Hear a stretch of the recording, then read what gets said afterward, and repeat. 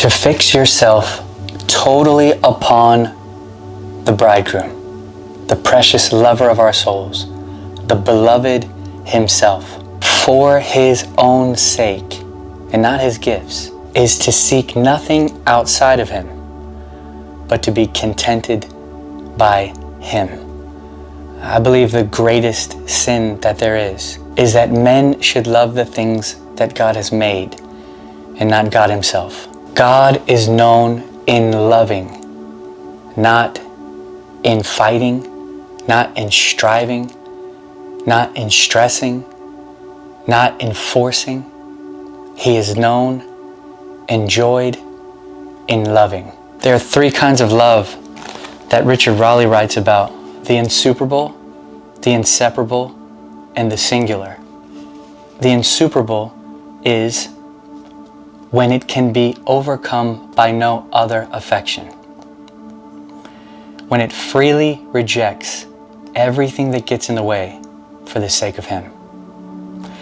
The inseparable kind of love is when the spirit that is already set ablaze by the most vehement love clinging to Christ is inseparable from him by thought. At no moment does he allow Christ to recede out of his heart, as if he were tied to him in the heart, where he thinks constantly of him, thankful to him, sighing for him.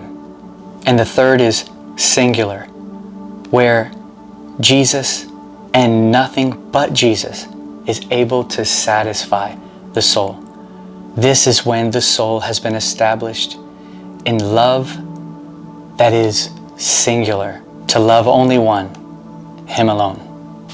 I want to encourage you to fly in the heights of first love and not to go down below into the clouds. It's very turbulent there.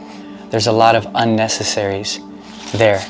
Raleigh writes here, there are some who do not know how to fly up above with Christ. They do not know how to detect any sweetness, and if on any occasion they do feel some sweetness, it is so little and so brief because other thoughts that they harbor causes it not to have a stabilizing effect. He says, they are like a bird which has wings, but it is like a stork, which, though having wings, cannot fly because of the weight of its body. And so they do have an intellect, and they fast, and they pray, and they appear very holy in people's eyes, but they are not able to fly up in love to the highest sweetness of God. And so weighed down are they with other affections and other trivialities.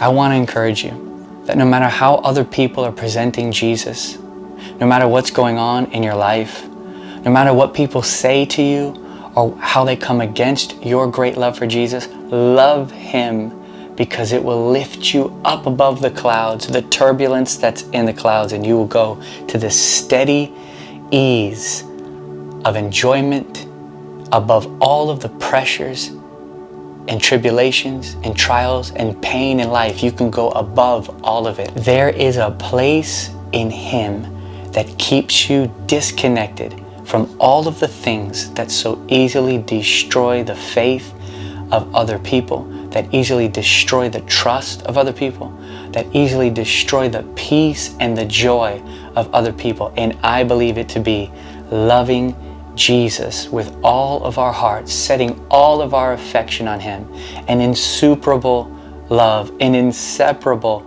love, a singular love, to be contented by him and him alone. No matter what happens in life, you can live above with him in the sweet enjoyment of God, the bliss of his presence, the sweetness of his taste, drinking the water of life, the bread from heaven, the nourishment that comes down from another world, that gives you a nature from another world in the midst of the very gate of hell itself. You can live with the sweetness of the glory of God.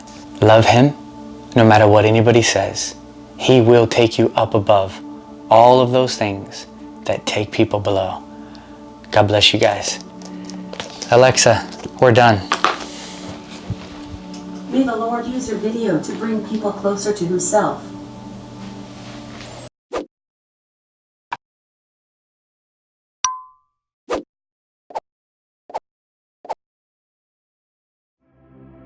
Matthew chapter 6, verse 6.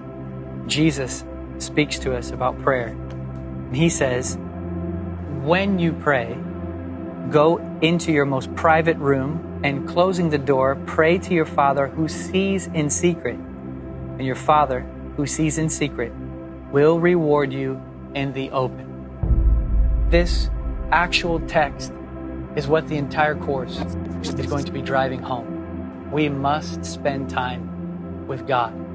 We're going to talk practically about how to experience Him, experiencing and enjoying God from the Scriptures. Thank you so much for signing up. I know the Lord is going to do something incredible in your life.